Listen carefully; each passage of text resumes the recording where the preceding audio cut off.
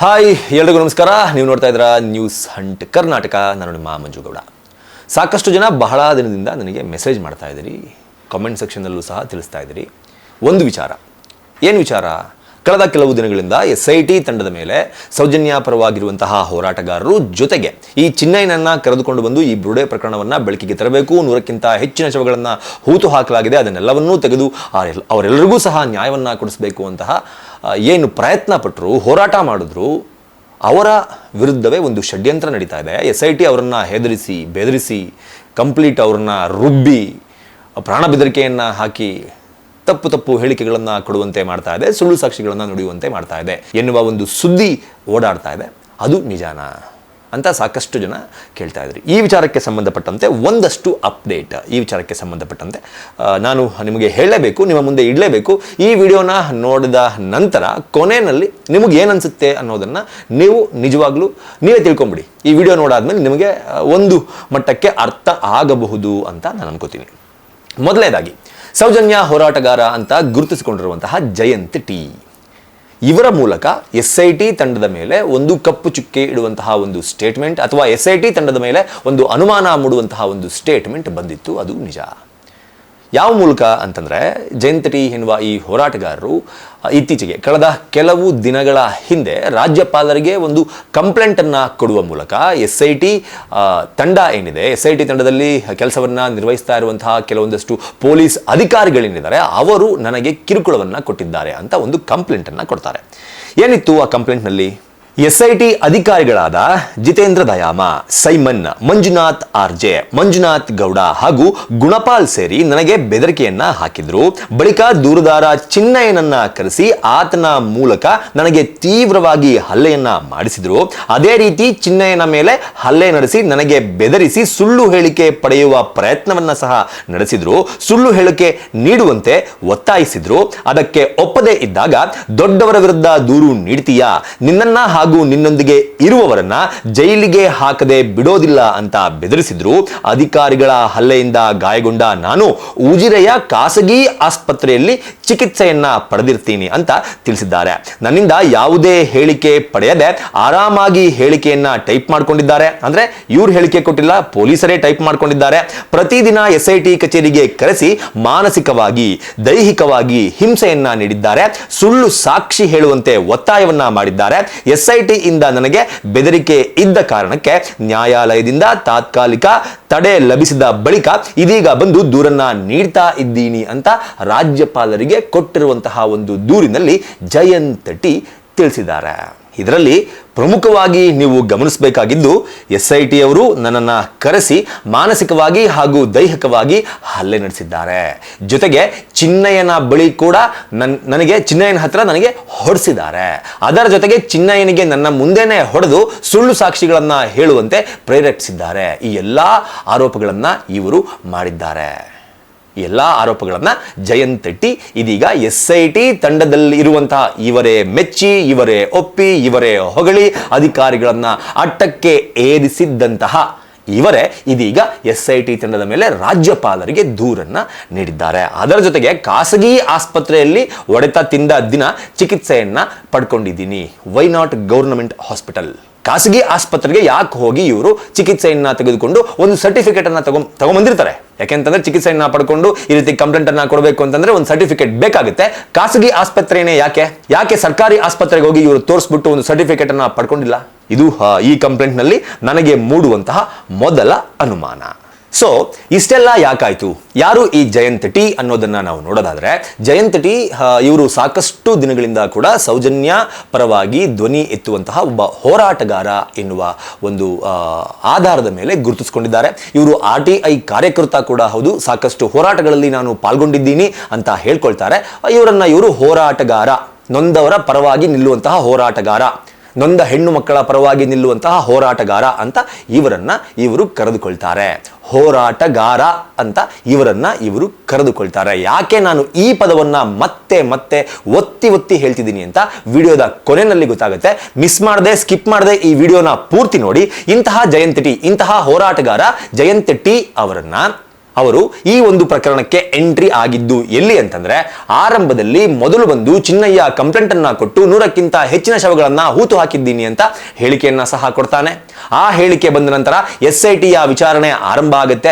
SIT ವಿಚಾರಣೆ ಆರಂಭ ಆದ ನಂತರ ಒಂದಷ್ಟು ಜನ ಚಿನ್ನಯ್ಯನ ತರಹಾನೇ ಹೇಳಿಕೆಯನ್ನ ಕೊಡುವುದರ ಮೂಲಕ ಚಿನ್ನಯ್ಯ ಏನು ನೋಡಿದಾನೆ ಅಂತ ಹೇಳ್ತಾ ಇದ್ದಾನೆ, ಅದೇ ರೀತಿ ನಾವು ಕೂಡ ಸಾಕಷ್ಟು ಶವಗಳನ್ನ ಹೂತು ಹಾಕಿರೋದನ್ನ ನೋಡಿದೀವಿ ಅಂತ ಬರ್ತಾರೆ. ಅದರಲ್ಲಿ ಜಯಂತ್ ಟಿ ಕೂಡ ಒಬ್ರು. ಇವರು ಬಂದು SIT ಮುಂದೆ ಕೊಟ್ಟಂತಹ ಕಂಪ್ಲೇಂಟ್ ಅಥವಾ ಹೇಳಿಕೆ ಏನಪ್ಪಾ ಅಂತಂದ್ರೆ, ಸುಮಾರು 10 ರಿಂದ 15 ವರ್ಷ ಪ್ರಾಯದ ಒಬ್ಬ ಹೆಣ್ಣು ಮಗಳನ್ನ ಅನಧಿಕೃತವಾಗಿ ಪೊಲೀಸ್ ಇಲಾಖೆಯವರೇ ಹೂತು ಹಾಕಿದ್ದನ್ನ ನಾನು ನೋಡಿದ್ದೇನೆ. ಆ ಜಾಗವನ್ನ ಪೊಲೀಸರು ಒಪ್ಪಿದ್ರೆ ನಾನು ತೋರಿಸ್ತೇನೆ ಎನ್ನುವ ಒಂದು ಹೇಳಿಕೆ ಅಥವಾ ಕಂಪ್ಲೇಂಟ್ ಅನ್ನ ಕೊಟ್ಟ ಆಧಾರದ ಮೇಲೆ ಇವರನ್ನ ವಿಚಾರಣೆಗೆ ಕರೆಸಲಾಗುತ್ತೆ. ಇವರನ್ನ ವಿಚಾರಣೆಗೆ ಕರೆಸಿದಾಗ ಈ ಎಲ್ಲ ಅಂದ್ರೆ ಏನು ಸ್ಟೇಟ್ಮೆಂಟ್ ಅನ್ನ ಕೊಟ್ಟಿದ್ರು, ಏನು ಕಂಪ್ಲೇಂಟ್ ಅನ್ನ ಕೊಟ್ಟಿದ್ರು, ಅದರ ಸಲುವಾಗಿ ವಿಚಾರಣೆಗೆ ಕರೆಸಲಾಗುತ್ತೆ. ವಿಚಾರಣೆಗೆ ಕರೆಸಿದಂತಹ ಸಂದರ್ಭದಲ್ಲಿ ನಡೆದಂತಹ ಘಟನೆ ಇದು ಅಂತ ಇದೀಗ ಜಯಂತ್ ಟಿ ಹೇಳ್ತಾ ಇರೋದು. ಆರಂಭದ ದಿನಗಳಲ್ಲೂ ಸಹ ಈ ಒಂದು ಪ್ರಕರಣಕ್ಕೆ ಸಂಬಂಧಪಟ್ಟಂತೆ ಇವರನ್ನ ವಿಚಾರಣೆಗೆ ಕರೆಸಿದ್ರು. ಅಂದ್ರೆ ಯಾವಾಗಪ್ಪ ಅಂತಂದ್ರೆ, ಚಿನ್ನಯ್ಯ ಇನ್ನೂ ಅರೆಸ್ಟ್ ಆಗಿರಲಿಲ್ಲ. ಅದಕ್ಕಿಂತ ಮುಂಚೆನೆ ಸಾಕಷ್ಟು ಬಾರಿ ಇವರು SIT ಅಧಿಕಾರಿಗಳನ್ನ ಭೇಟಿ ಮಾಡುವ ಮೂಲಕ ತಮ್ಮ ಒಂದಷ್ಟು ಕಂಪ್ಲೇಂಟ್ ಅಥವಾ ಹೇಳಿಕೆಗಳನ್ನ ಕೊಟ್ಟು ಬರ್ತಾ ಇದ್ರು. ಆವಾಗ ಕೂಡ ಎಲ್ಲವೂ ಚೆನ್ನಾಗೇ ಇತ್ತು. ಅದಾದ ಬಳಿಕ ಚಿನ್ನಯ್ಯ ಅರೆಸ್ಟ್ ಆಗ್ತಾನೆ. ಚಿನ್ನಯ್ಯ ಅರೆಸ್ಟ್ ಆದ ಬಳಿಕವೂ ಸಹ ಇವರ ಸ್ಟೇಟ್ಮೆಂಟ್ ಮಾಧ್ಯಮಗಳ ಮುಂದೆ SIT ಅವರ ಪರವಾಗೇ ಇತ್ತು. SIT ಅವರನ್ನ ಹೊಗಳಿ ಹಠಕ್ಕೆ ಇವರು ಏರಿಸ್ತಾ ಇದ್ರು. ಅದನ್ನ ಸಹ ನೀವು ಎಲ್ಲರೂ ಸಹ ಗಮನಿಸಿದ್ದೀವಿ. ಆದ್ರೆ ಇವರು ಈಗ ಹೇಳ್ತಾ ಇರೋದು 4/9/2025 ಸೆಪ್ಟೆಂಬರ್ 4ನೇ ತಾರೀಕು ನನ್ನನ್ನ ವಿಚಾರಣೆಗೆ ಕರೆಸಿದಂತಹ ಸಂದರ್ಭದಲ್ಲಿ ಈ ಎಲ್ಲಾ ಘಟನೆಗಳು ನಡೀತು. ಚಿನ್ನಯ್ಯನ ಬಳಿ ನನಗೆ ಹೊಡೆಸಿದ್ರು. SIT ಅಧಿಕಾರಿಗಳಿಂದ ನನಗೆ ಪ್ರಾಣ ಬೆದರಿಕೆ ಬಂತು. SIT ಅಧಿಕಾರಿಗಳು ಸುಳ್ಳು ಸಾಕ್ಷಿಗಳನ್ನ ಹೇಳುವಂತೆ ನನಗೆ ಬೆದರಿಸಿದ್ರು. ದೊಡ್ಡವರ ವಿರುದ್ಧ ಕಂಪ್ಲೇಂಟ್ ಕೊಡ್ತೀಯಾ, ನಿನ್ನ ಜೊತೆಗೆ ಇರುವವರನ್ನ ಜೈಲಿಗೆ ಹಾಕದೆ ಬಿಡೋದಿಲ್ಲ ಅಂತ ಇವರೆಲ್ಲರೂ ಸೇರಿ, ನಾನು ಆಗ್ಲೇ ಏನು ಪೊಲೀಸ್ ಅಧಿಕಾರಿಗಳ ಹೆಸರು ಹೇಳಿದೆ, ಆ ಎಲ್ಲರೂ ಸೇರಿ ನನಗೆ ಬೆದರಿಸಿದ್ರು 4/9/2025 ಅನ್ನೋದು ಇವರ ಆರೋಪ. ಅಂದ್ರೆ ಸೆಪ್ಟೆಂಬರ್ನಲ್ಲಿ ಈ ಘಟನೆ ನಡೆದಿದೆ. ಇದು ಯಾವ ಮಂತ್? ನವೆಂಬರ್. ಸೊ ಇಷ್ಟೆಲ್ಲ ಆದ್ಮೇಲೆ ಯಾರಿಗಾದ್ರೂ ಅನ್ಸತ್ತೆ SIT ಅವ್ರಿಗೇನು ಮಾನ ಮರ್ಯಾದೆ ಇಲ್ವಾ, ಅವ್ರಿಗೇನು ಹೊಟ್ಟೆಗೆ ಅನ್ನ ತಿನ್ನಲ್ವಾ, ಯಾರ್ದೋ ಎಂಜಲು ಕಾಸಿನ ಆಸೆಗೋಸ್ಕರ ಈ ರೀತಿಯ ಹೋರಾಟಗಾರರನ್ನ ಕರೆದುಕೊಂಡು ಬಂದು ಬಾಯಿಗೆ ಬಂದಂಗೆ ಬೈದಿದ್ದಾರೆ, ಮನಸೋ ಇಚ್ಛೆ ಹೊಡೆದಿದ್ದಾರೆ, ಚಿನ್ನಯ್ಯನ ಕೈಲೂ ಒರೆಸಿದ್ದಾರೆ, ಪ್ರಾಣ ಬೆದರಿಕೆಯನ್ನ ಹಾಕಿದ್ದಾರೆ, ಸುಳ್ಳು ಸಾಕ್ಷಿ ಹೇಳುವಂತೆ ಪೊಲೀಸರೇ ಹೇಳ್ಕೊಟ್ಟಿದ್ದಾರೆ. ಇವರಿಗೆ ನಾಚಿಕೆ ಮಾನ ಮರ್ಯಾದೆ ಇಲ್ವಾ ಅಂತ ಇದನ್ನ ನೋಡಿದಂತಹ ಪ್ರತಿಯೊಬ್ಬರಿಗೂ ಅನ್ನಿಸೋದು ಸಹಜ, ಅನ್ನಿಸ್ಲೇಬೇಕು. ಆದ್ರೆ ನನಗಂಗನ್ಸಲ್ಲ. ಯಾಕನ್ಸಲ್ಲ? ಅದಕ್ಕೂ ಕೂಡ ಕಾರಣ ಇದೆ. ಇದನ್ನೆಲ್ಲ ನೋಡಿದಾಗ ಕೆಲವರು ಅನ್ಕೋಬಹುದು, ಏನಿದು ಮಂಜುಗೌಡ ಎಲ್ಲಾ ವಿಚಾರದಲ್ಲೂ ಇವರ ವಿರುದ್ಧನೇ ಮಾತಾಡ್ತಾನೆ ಅಥವಾ ಉಲ್ಟಾ ಮಾತಾಡ್ತಾನೆ ಅಂತ ಎಲ್ರಿಗೂ ಅನ್ನಿಸ್ಬೋದು ಮೇಲ್ನೋಟಕ್ಕೆ. ಆದರೆ ನಾನು ಮಾತನಾಡ್ತಿರೋದಕ್ಕೂ, ನಾನು ಕೊಡ್ತಾ ಇರುವಂತಹ ಹೇಳಿಕೆಗೂ, ನಾನು ನಿಮ್ಮ ಮುಂದೆ ಮಂಡಿಸ್ತಾ ಇರುವಂತಹ ವಿಷಯಕ್ಕೂ ಸಾಕಷ್ಟು ಕಾರಣಗಳಿದೆ. ಸಾಕಷ್ಟು ಡ್ಯೂಯಲ್ ಸ್ಟ್ಯಾಂಡರ್ಡ್ ಸ್ಟೇಟ್ಮೆಂಟ್ಸ್ ನನ್ನನ್ನ ಈ ರೀತಿ ಮಾತನಾಡುವಂತೆ ಮಾಡಿದೆ. ನಿಮಗೆ ಅನ್ನಿಸ್ಬೋದು ಯಾಕೆ ನಂಗೆ ಅನ್ಸುತ್ತೆ ಅಂತ. ಕೇಳಿಸ್ಕೊಳ್ಳಿ ಇದನ್ನ. ಊಟ ಟೀ ಎಲ್ಲ ಚೆನ್ನಾಗಿ ಕೊಡ್ತಾ ಇದಾರೆ, ಚೆನ್ನಾಗಿ ನೋಡ್ಕೊಳ್ತಾ ಇದಾರೆ, ಏನು ತೊಂದರೆ ಇಲ್ಲ. 100% ಖುಷಿಯಾಗಿದ್ದೀನಿ, ಖುಷಿಯಾಗಿ ಹೋಗ್ತಾ ಇದ್ದೀನಿ. ಊಟ ಟೀ ಎಲ್ಲ ಚೆನ್ನಾಗಿ ಕೊಡ್ತಾ ಇದಾರೆ, ಚೆನ್ನಾಗಿ ನೋಡ್ಕೊಳ್ತಾ ಇದಾರೆ, ಏನು ತೊಂದರೆ ಇಲ್ಲ. 100% ಖುಷಿಯಾಗಿದ್ದೀನಿ, ಖುಷಿಯಾಗಿ ಹೋಗ್ತಾ ಇದ್ದೀನಿ. ಏನು ಸ್ಟೇಟ್ಮೆಂಟ್ ಇದು? SIT ವಿಚಾರಣೆಗೆ ಹಾಜರಾಗಿ ಹೊರಗಡೆ ಬಂದ ತಕ್ಷಣ ಇದೇ ಮಾಧ್ಯಮಗಳ ಮುಂದೆ ನಿಂತುಕೊಂಡು ಇವರು ಮಾತನಾಡಿದ್ದೇನು? SIT ಅವರು ನನಗೆ ಚೆನ್ನಾಗೇ ನೋಡ್ಕೊಳ್ತಾ ಇದ್ದಾರೆ, ಊಟ ತಿಂಡಿ ಕಾಫಿ ಎಲ್ಲವನ್ನೂ ಕೂಡ ತರಿಸಿಕೊಡ್ತಾ ಇದ್ದಾರೆ, ನಾನು 100% ಸೇಫ್ ಆಗಿದ್ದೀನಿ, SIT ಅಧಿಕಾರಿಗಳಿಂದ ನನಗೆ ಯಾವುದೇ ರೀತಿಯ ತೊಂದರೆ ಇಲ್ಲ. ಇದು ನಾನು ಹೇಳಿದ್ದಲ್ಲ, ಸ್ವತಃ ಜಯಂತ್ ಟಿ ಹೇಳಿದ್ದು. ಡ್ರಿಲ್ ಅಂತ ಬರ್ತಾ ಇದೆ. ಆದರೆ ಜನರಿಗೆ ಹೋಗೋ ಸಂದೇಶ ಏನಂತ ಹೇಳಿದ್ರೆ, ನಾವು ಈ ಹೊರಗೆ ಬರೋ ಎಲ್ಲ ಕೇಳ್ತಾ ಇದಾರೆ, ಸರ್ ಹೊಡೆದಾರ ಸರ್, ಬಡಿದ್ರ ಸರ್, ಏನ್ ಸರ್ ಡ್ರಿಲ್ ಅಂತ. ಜನರಿಗೆ ಏನಂತ ಯಾವ ತರ ಸಂದೇಶ ಹೋಗ್ತಾ ಇದೆ ಅಂತ ಡ್ರಿಲ್ ಅಂತೆ ಇವನಿಗೆ ಹೊಡಿತಾ ಇದಾರೆ. ಇವತ್ತು SIT ಅವರ ಕಾರ್ಯದರು ಹೊಡೆದ್ರಪ್ಪ ನಡ್ಲಿಕ್ಕೆ ಆಗಲ್ಲ ಅಂತ. ಕಾಲು ಸ್ವಲ್ಪ ಕುಂಟಿದ್ರೆ ಸಾಕು, ಅಷ್ಟೊತ್ತಿ ಇಲ್ಲ ಆಯ್ತು ಇವತ್ತು ನೈಟ್ ಎಲ್ಲ ಹೊಡೆದಾರ ಸರ್, ನನಗೆ SIT ಹೊಡೆದಿಲ್ಲ. SIT ಅವರ ಹೇಳಿದಿನಲ್ಲ ಕಾರ್ಯದ ಎಲ್ಲ ಒಳ್ಳೆ ರೀತಿ ನೋಡಿದ. ಅವ್ರದ್ದೇನು ಕೆಲಸ? SIT ಅವ್ರದ್ದು ಉಳಿದ ಠಾಣೆಯಲ್ಲಿ ಹೊಡಿಯೋ ಕೆಲಸ ಅಲ್ಲ, ಅವರಿಗೆ ದಾಖಲೆ ಪ್ರಕಾರವಾಗಿ ಎಲ್ಲ ಕೆಲಸವನ್ನು ಮಾಡ್ತಾ ಇದಾರೆ. ಅದಕ್ಕೆ ಸಹಕಾರ ಕೊಡ್ಬೇಕು. ಅದನ್ನ ನಾನು ಕೊಡ್ತಾ ಇದ್ದೀನಿ. ಏನು ಇದು ನಾನು ಹೇಳಿದ್ದಲ್ಲ, ಇದು ನನ್ಗೆ ಯಾರೋ ಹೇಳ್ಕೊಟ್ಟಿದ್ದಲ್ಲ. ಇದನ್ನೂ ಕೂಡ ಸ್ವತಃ ಜಯಂತ್ ಟಿ ಅವರೇ ಹೇಳಿದ್ದು. ಮಾಧ್ಯಮಗಳಲ್ಲಿ ಒಂದು ಬ್ರೇಕಿಂಗ್ ಬಂದಿತ್ತು ಅವತ್ತು. ಏನಂತ ಅಂತಂದ್ರೆ SIT ಟೀಮ್ನ ವಿಚಾರಣೆಗೆ ಹಾಜರಾಗಿರುವಂತಹ ಜಯಂತ್ ಟಿ ಅವರಿಗೆ ಪೊಲೀಸರ ಡ್ರಿಲ್. ದೂರುದಾರ ಜಯಂತ್ ಟಿ ವಿಡಿಯೋ ಹೇಳಿಕೆ ಈಗ ಬಹಿರಂಗವಾಗಿದೆ. SIT ಇಂದ ನಮ್ಗೆ ಯಾವುದೇ ತೊಂದರೆ ಇಲ್ಲ, ಸರಿಯಾಗಿ ಹೊಡೆದ್ರಂತೆ, ಬಡದ್ರಂತೆ, ರುಬ್ಬುದ್ರಂತೆ ಅಂತ ಮಾಧ್ಯಮಗಳಲ್ಲಿ, ಮೇನ್ ಸ್ಟ್ರೀಮ್ ಮಾಧ್ಯಮಗಳಲ್ಲಿ ಒಂದು ಬ್ರೇಕಿಂಗ್ ಸುದ್ದಿ ಬಂದಿತ್ತು. ಆ ಸುದ್ದಿಯನ್ನ ನೋಡಿದಂತಹ ಜಯಂತ್ ಟಿ ಅವರು ಅದೇ SIT ಕಚೇರಿಯ ಮುಂದೆ ನಿಂತ್ಕೊಂಡು ಮಾಧ್ಯಮಗಳಿಗೆ ಕೊಟ್ಟಂತಹ ಬೈಟೇನು, ಏನ್ ಸಾರ್ ಅದು ಡ್ರಿಲ್ ಅಂದ್ರೆ ಯಾವ ಡ್ರಿಲ್ಲು, ಯಾವ SIT ಅವರು ನನಗೆ ಹೊಡಿತಾ ಇದ್ದಾರೆ, ಏನೋ ಒಂದು ಚೂರು ಕುಂಟುಬಿಟ್ರೆ SIT ಅವರು ಸರಿಯಾಗಿ ಹೊಡೆದಿದ್ದಾರೆ, ರಾತ್ರೆಲ್ಲ ಹೊಡೆದಿದ್ದಾರೆ ಅಂತ ಹೇಳ್ತಾ ಇದಾರಲ್ಲ, ನಿಮ್ಗೇನು ಗೊತ್ತಾಗಲ್ವಾ? SIT ಅವರು ನನಗೆ ಯಾವ ಡ್ರಿಲ್ಲು ಮಾಡಿಲ್ಲ, SIT ಅವರು ನನಗೆ ಹೊಡೆದಿಲ್ಲ, SIT ಅವರು ನನಗೆ ಬೆದರಿಸಿಲ್ಲ, SIT ಅವರು ನನಗೆ ಬಡ್ದಿಲ್ಲ, ನನಗೆ SIT ಅವ್ರ ಕಡೆಯಿಂದ ಯಾವುದೇ ರೀತಿ ತೊಂದರೆ ಆಗಿಲ್ಲ ಅಂತ ಆವತ್ತು ಇದೇ ಜಯಂತ್ ಟಿ ಹೇಳಿದ್ದು. ಇನ್ನೊಂದು ಸ್ಟೇಟ್ಮೆಂಟ್ ನೋಡಿ. ಅಷ್ಟೊತ್ತಿಗೆ ಕಚೇರಿಗೆ ಹೋದ್ರೆ 10 ಗಂಟೆ ತನಕ ಕೂರಿಸಿ 10 ಗಂಟೆ ತನಕ ಅವರು ವರದಿ ಮಾಡಿ ಅವ್ರನ್ನು ಕಳಿಸ್ತಾ ಇದ್ರು. ಆನಂತರ ರಾತ್ರಿ ಎಲ್ಲ ಕೆಲವೊಂದು ಮಾಧ್ಯಮ ನೋಡಿದ್ರೆ 2:30-3 ಗಂಟೆ ತನಕ ಡ್ರಿಲ್ ಮಾಡ್ತಾ ಇದ್ರು. ಆತರ ಎಲ್ಲ ಬರ್ತಾ ಇತ್ತು. ಆದ್ರೆ ನಾವು ನಮ್ಮ ಜನತೆ ಹೇಳ್ತಾ ಇದೀವಿ, ನೋಡಿ, SIT ಕಚೇರಿಯಿಂದ ನಮಗೆ ಯಾವುದೇ ತೊಂದರೆ ಆಗಿರೋದಿಲ್ಲ. ನಾವು ಟೀ ಹೇಳಿದ್ರು ತಂದು ಕೊಡ್ತಾ ಇದ್ವಿ, ಊಟದ ವಸತಿ ತೊಂದರೆ ಇಲ್ಲ. ಅವರತ್ರ ನಾವು ಸುಳ್ಳು ಹೇಳಿ ಏನಾದ್ರು ದಾರಿ ತಪ್ಪಿಸಲಿಗೆ ಹೋದ್ರೆ ಅವರವರ ಕ್ರಮ ಇರ್ಬೋದು. ಆದ್ರೆ ನಮ್ಮ ಹತ್ರ ಏನು ಪ್ರಶ್ನೆ ಕೇಳಿದ್ರೆ ಅದಕ್ಕೆ ಉತ್ತರವನ್ನು ನಿಯತಾಗಿ ಕೊಟ್ಟಿದ್ದೀವಿ. ಅದು ನಾನೇ ಒಂದು ಏನು ಹೇಳಿದೆ, ನಾನು ಮೈಸೂರು ಹೋಗಿ ದೂರ 10 ಗಂಟೆ ಆಯ್ತು, ನಾನು ಇಲ್ಲೇ ಮಾಡ್ಕೊಳ್ತೀನಿ ಅಂತ ಹೇಳಿದೆ. ಅವ್ರು ಅದಕ್ಕೂ ಬಿಟ್ಟಿಲ್ಲ.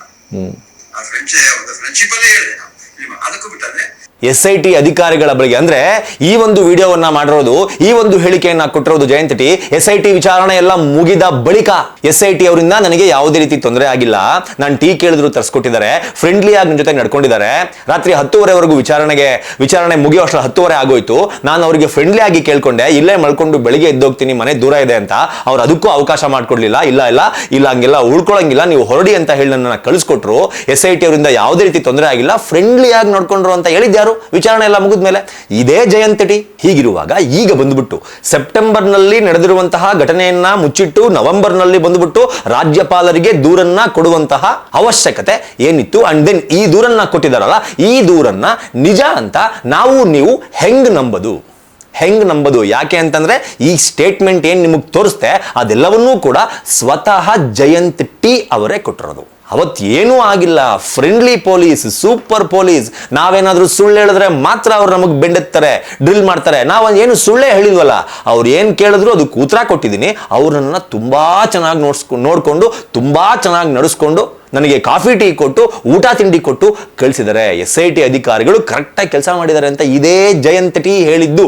ಇವಾಗ ಅದೆಂಗ್ ಉಲ್ಟಾ ಆಯ್ತು. ಅದಕ್ಕೆ ನಾನು ಹೇಳಿದ್ದು, ಮಂಜುಗೌಡ ಎಲ್ಲಾ ವಿಚಾರದಲ್ಲೂ ಉಲ್ಟಾ ಸಿದ್ಧಾ ಮಾತಾಡ್ತಾನಲ್ಲ ಅಂತ ನಿಮ್ಗೆ ಅನಿಸ್ಬೋದು. ನಾನು ಯಾಕೆ ಮಾತಾಡ್ತೀನಿ ಅಂತಂದ್ರೆ, ಈ ಕೇಸ್ನ ಫಾಲೋ ಅಪ್ ಮಾಡ್ತಾ ಇರೋದಕ್ಕೆ. ಆರಂಭದ ದಿನಗಳಲ್ಲಿ ಒಂದು ಸ್ಟೇಟ್ಮೆಂಟ್, ನಂತರದ ದಿನಗಳಲ್ಲಿ ಮತ್ತೊಂದು ಸ್ಟೇಟ್ಮೆಂಟ್. ಈ ರೀತಿಯ ಡಬಲ್ ಸ್ಟ್ಯಾಂಡರ್ಡ್ ಸ್ಟೇಟ್ಮೆಂಟ್ ನ ಕೊಡ್ತಾ ಇರೋರನ್ನ ನಂಬೋದಾದ್ರೂ ಹೆಂಗೆ? ನನಗೆ ಉತ್ತರ ಕೊಡಿ. ಇದ್ರ ಜೊತೆಗೆ ಇದೇ ಜಯಂತ್ ಟಿ ಅವರ ಗಟ್ಸ್, ಜಯಂತ್ ಟಿ ಅವರ ಧೈರ್ಯ, ಹೋರಾಟಗಾರನಾಗಿ ಅವರು ಮಾತನಾಡುವಂತಹ ರೀತಿ ಯಾರಿಗೂ ಕೂಡ ತಪ್ಪು ಯಾವನೇ ಮಾಡಿರ್ಲಿ ಅವನಿಗೆ ಎದುರಲ್ಲ ನಾನು ಅನ್ನುವಂತಹ ಒಂದು ಗಿಟ್ಸ್ ಹೆಂಗಿದೆ ಗೊತ್ತಾ?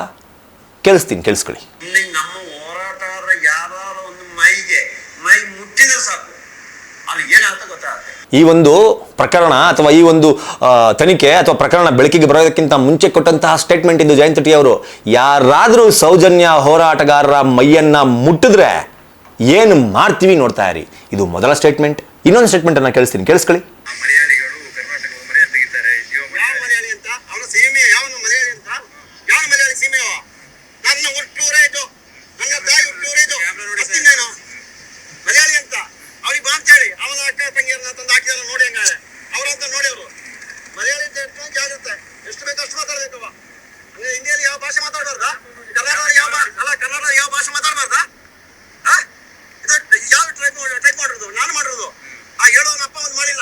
ಕೆಲವು ದಿನಗಳ ಹಿಂದೆ ಅಂದ್ರೆ ಏನು ಕಂಪ್ಲೇಂಟ್ ಕೊಡಕ್ ಬರ್ತಾರಲ್ಲ SITಗೆ, ನಾನು ಕೂಡ ಒಂದು 15 ವರ್ಷದ ಬಾಲಕಿಯ ಶವವನ್ನು ಹೂತು ಹಾಕಿದ್ದನ್ನ ನೋಡಿದ್ದೀನಿ ಅಂತ. ಆ ಸಮಯದಲ್ಲಿ ಹೊರಗಡೆ ಬಂದಾಗ ಮಾಧ್ಯಮಗಳು ಜಯಂತ್ ಟಿ ಅವರಿಗೆ ಒಂದು ಪ್ರಶ್ನೆಯನ್ನ ಕೇಳ್ತಾರೆ. ನೀವು ಮಲಯಾಳಂ ಅವರಂತೆ, ನೀವು ಮಲಯಾಳಿ ಅಂತೆ, ಇಲ್ಲಿಗೆ ಬಂದ್ಬಿಟ್ಟು ಈ ತರ ಷಡ್ಯಂತ್ರ ಏನೋ ಮಾಡ್ತಾ ಇದ್ರಂತೆ. ಈ ಆಂಗಲ್ ನಲ್ಲಿ ಒಂದು ಪ್ರಶ್ನೆ ಕೇಳ್ತಾರೆ. ಜಸ್ಟ್ ಜಯಂತ್ ಟಿ ಅವರನ್ನ ಮಲಯಾಳಿ ಅಂದಿದ್ದಕ್ಕೆ ಆಡಿದಂತಹ ಮಾತುಗಳಿದು. ಯಾವನ ನನ್ನ ಮಲಯಾಳಿ ಅಂತ ಕರೆಯೋದು? ಎಷ್ಟು ಕೋಪದಲ್ಲಿ ಮಾತನಾಡಿದ್ರು ಅಂದ್ರೆ, ಯಾರು ಸ್ಟೇಟ್ಮೆಂಟ್ ಕೊಟ್ಟಿದ್ನಲ್ಲ ಅವ್ರ ಅಪ್ಪನ್ನೆಲ್ಲ ಕರೆದ್ಬಿಟ್ರು.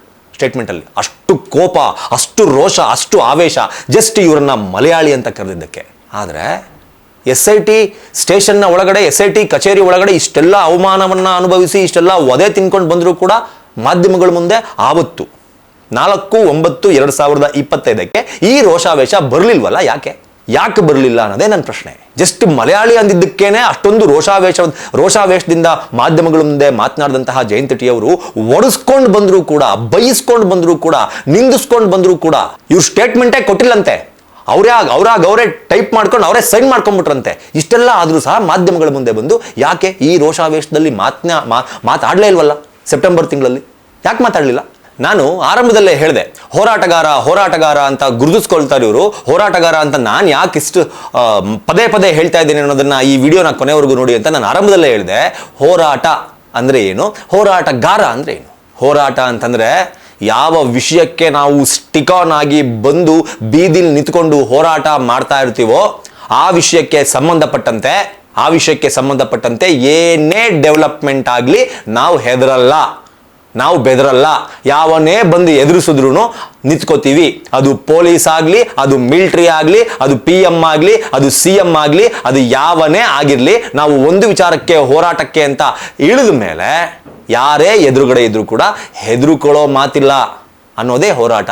ಅದನ್ನ ಮಾಡೋನೇ ಹೋರಾಟಗಾರ. ಅಂಥವ್ರನ್ನ ಹೋರಾಟಗಾರ ಅಂತ ಕರೀತಾರೆ. ಆದರೆ ಸೆಪ್ಟೆಂಬರ್ ತಿಂಗಳಲ್ಲೇ ಇಷ್ಟೆಲ್ಲ ಆಗಿದ್ರೂ ಕೂಡ ಇವರೊಬ್ಬ ಹೋರಾಟಗಾರ ಆಗಿ ಅದೆಂಗೆ ಇಷ್ಟು ದಿನ ಸುಮ್ಮನಿದ್ರು? ಒಳಗಡೆ ರಕ್ತ ಕುದಿತಾ ಇರಲಿಲ್ವಾ? ಹೋರಾಟಗಾರಂಗೆ ಕುದಿಯುತ್ತೆ ರಕ್ತ. ನಿಜವಾದ ಹೋರಾಟಗಾರರಿಗೆ ರಕ್ತ ಕುದಿಯುತ್ತೆ. ಇವರು ಹೋರಾಟಗಾರ ಅಂತ ಹೇಳ್ಕೊಳ್ತಾರಲ್ಲ, SIT ಅವ್ರು ಇಷ್ಟೆಲ್ಲ ಅನ್ಯಾಯ ಮಾಡಿದರೆ ಸೆಪ್ಟೆಂಬರ್ನಲ್ಲೇನೆ ಯಾಕೆ ರಕ್ತ ಕುದಿಲಿಲ್ವ ರಕ್ತ? ಅವತ್ತು ನವೆಂಬರ್ವರೆಗೂ ತಣ್ಣಗಿತ್ತು. ನವೆಂಬರ್ ಆದ್ಮೇಲೆ ಈಗ ಸ್ಟಾರ್ಟ್ ಆಗ್ಬಿಟ್ಟಿದೆ. ಯಾಕೆ? ಏನೆಲ್ಲ ಡೆವಲಪ್ಮೆಂಟ್ ಆಯಿತು ಎಲ್ಲರೂ ಕೂಡ ನೋಡಿದ್ದಾರೆ. ಇವರ ಮುಷ್ಟಿಯಲ್ಲಿ ಎಲ್ಲವೂ ಇರುವವರೆಗೂ ಎಲ್ಲವೂ ಚೆನ್ನಾಗೇ ಇತ್ತು.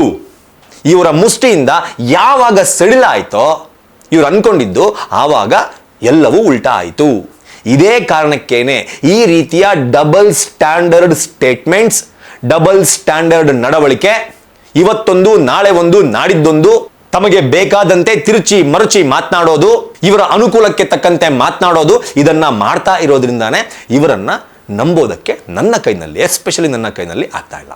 ಇವಾಗ ಹೇಳಿ, ನಾನು ನಿಮ್ಮ ಮುಂದೆ ಇಟ್ಟಿರುವಂತಹ ವಿಷಯವನ್ನ, ಸಾಕ್ಷಿ ಸಮೇತ ವಿಷಯವನ್ನ ನಾನು ಈ ವಿಚಾರದಲ್ಲಿ ನಾನು ಕನ್ವಿನ್ಸ್ ಆಗಿದ್ದೀನಿ. ಇದರಲ್ಲಿ ಏನೋ ಇದೆ ಅಥವಾ ಇರಬಹುದು ಅನ್ನೋ ವಿಚಾರದಲ್ಲಿ ನಾನು ಕನ್ವಿನ್ಸ್ ಆಗಿದ್ದೀನಿ. ನಿಮ್ಗೇನು ಅನ್ಸುತ್ತೆ? ಅವತ್ತಿಂಗೆಲ್ಲ ಮಾಡಿದಂತಹ ಈ ಹೋರಾಟಗಾರ ಇವತ್ತು ಈ ರೀತಿ ಮಾಡ್ತಾ ಇರೋದನ್ನ ನೋಡಿದಾಗ ನಿಜವಾಗ್ಲೂ ನಿಜ ಹೇಳಿ, ಅವತ್ತಿಂದ ನಂಬೇಕಾ, ಇವತ್ತಿಂದ ನಂಬೇಕಾ? ಯಾವ್ದು ನಂಬೇಕು? ನನಗೆ ನಂಬಿಕೆನೇ ಬರ್ತಾ ಇಲ್ಲ ಇವ್ರ ಮೇಲೆ. ಲಿಟ್ರಲಿ ನನಗೆ ನಂಬಿಕೆನೇ ಬರ್ತಾ ಇಲ್ಲ. ಹೇಳಿದ್ನಲ್ಲ, ಹೋರಾಟಗಾರ ಅಂತಂದ್ರೆ ಯಾವನಿಗೂ ಎದುರಲ್ಲ ಹೋರಾಟಗಾರ. ಅದೆಂಗೆ SIT ಪೊಲೀಸರಿಗೆ ಎದುರ್ಕೊಂಡ್ಬಿಟ್ರು? ಎದುರ್ಕೊಂಡು ಅದು 2 ತಿಂಗಳು, 2.5 ತಿಂಗಳು ಅದೆಂಗೆ ಮುಚ್ಚಿಟ್ಕೊಂಡ್ಬಿಟ್ಟಿದ್ರು? ಅವತ್ತೇ ಹೇಳ್ಬೋದಾಗಿತ್ತಲ್ಲ ಬಂದು, SIT ಟೀಮ್ನವ್ರು ನನಗೆ ಹಿಂಗೆ ಮಾಡಿದ್ರು, ಕರೆಸಿದ್ರು, 4/9/2025 ನನ್ನ ಕರೆಸ್ಬಿಟ್ಟು ಬೆಳಗಿನ ಸಂಜೆವರೆಗೂ ಸ್ಟೇಷನ್ ಒಳಗಡೆ ಕೂರ್ಸ್ಕೊಂಡ್ಬಿಟ್ಟು ನಾಯಿ ಹೊಡೆದ್ರು, ಬೆದರಿಕೆ ಹಾಕಿದ್ರು, ಪ್ರಾಣ ಬೆದರಿಕೆ ಬಂತು, ಜೀವ ಬೆದರಿಕೆ ಬಂತು, ಚಿನ್ನಯ್ಯನ ಹೊಡಿಸಿದ್ರು, ನನ್ನ ಮುಂದೆನೆ ಚಿನ್ನಯ್ಯನಿಗೆ ಹೊಡೆದ್ರು ಅಂತ 2.5 ತಿಂಗಳ ಮುಂಚೆನೆ ಹೇಳ್ಬೋದಾಗಿತ್ತಲ್ಲ, ಯಾಕೆ ಹೇಳಿಲ್ಲ? ಇದೇ ನನ್ನ ಪ್ರಶ್ನೆ. ಸೊ ಈ ವಿಚಾರವಾಗಿ ಯಾರೆಲ್ಲ ನನಗೆ ಒಂದು ಕ್ಲಾರಿಫಿಕೇಶನ್ ವಿಡಿಯೋನ ಕೇಳ್ತಾ ಇದ್ರಿ, ಈ ವಿಚಾರವಾಗಿ ಒಂದು ರೇಂಜಿನ ಕ್ಲಾರಿಫಿಕೇಶನ್ ನಿಮಗೆ ಸಿಕ್ಕಿದೆ ಅಂತ ನಾನು ಅನ್ಕೊಂಡು ಈ ವಿಡಿಯೋನ ಮುಗಿಸ್ತಾ ಇದ್ದೀನಿ. ಈ ವಿಡಿಯೋದ ಬಗ್ಗೆ, ಇವರ ಈ ನಡೆಯ ಬಗ್ಗೆ ನಿಮ್ಮ ಅನಿಸಿಕೆ ಏನು ಅನ್ನೋದನ್ನ ಕಮೆಂಟ್ ಬಾಕ್ಸ್ ಮೂಲಕ ತಿಳಿಸಿ ಅಂತ ಕೇಳ್ಕೊತಾ ನಮಸ್ಕಾರ.